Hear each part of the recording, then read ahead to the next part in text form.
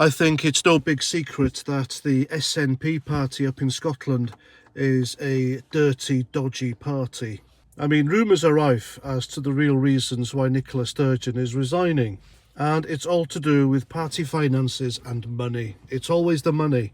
And it's also a little known fact that a few years ago, while politics in Scotland was being shook up, as it were, and people were asking for reform, the United Nations were asked to step in to ensure there was no dodgy stuff going on. That's how sinister and corrupt Scottish politics is. Now, it's no worse than English or Welsh or Irish politics or anywhere else in the world.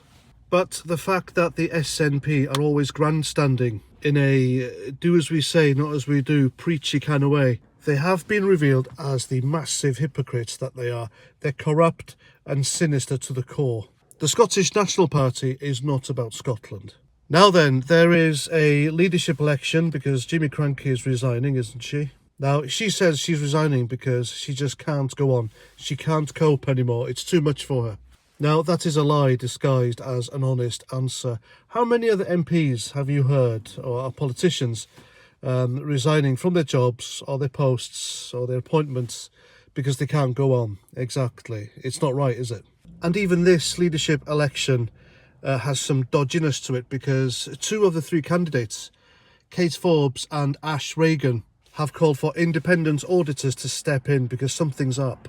And that something is the SNP top tier refusing to let everyone know who will be voting for them within the party.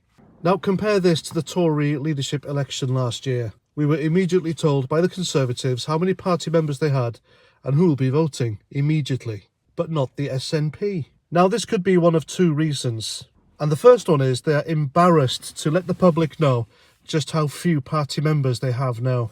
The big rumour in Scotland and Westminster and elsewhere is that the SNP have drastically lost party members. Because remember, Nicola Sturgeon's main vibe for election or independence was independence from Britain. And she was immediately slapped down. There's no way Scotland can have another independence referendum in such a short time after the last one, which was just a mere few years ago. She sold Scottish independence to the Scottish people, and it wasn't going to happen, ever.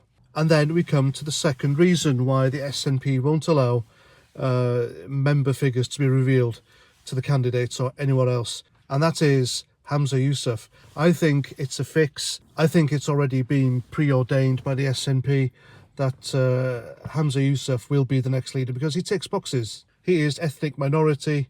The so-called hate speech laws were his idea, and he gave that disgusting racist speech in the Scottish Parliament denouncing Scotland and Scottish establishment as being too white.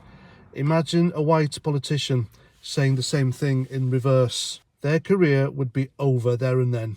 Now, for the other two candidates, Kate Forbes and Ash Regan, to be calling for an independent auditor to step in is quite telling. They know what's going on. They probably know Hamza Yousaf is going to win, but they don't want to make it easy for him.